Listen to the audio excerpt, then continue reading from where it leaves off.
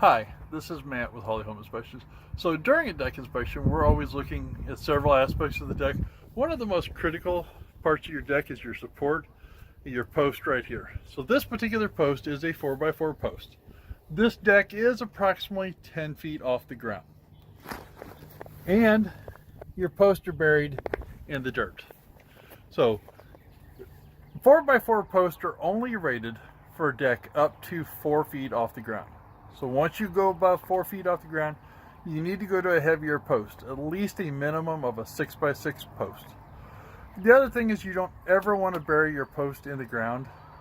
Get yourself a sono tube, pour yourself a concrete pillar, and put your post up on that pillar so it's up off the ground, and the ground moisture and snow and everything can't build up against it and cause the post to rot off prematurely.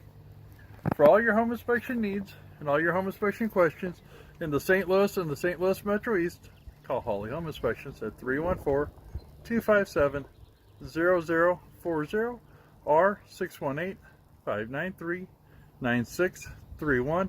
We wish everybody a safe and happy day.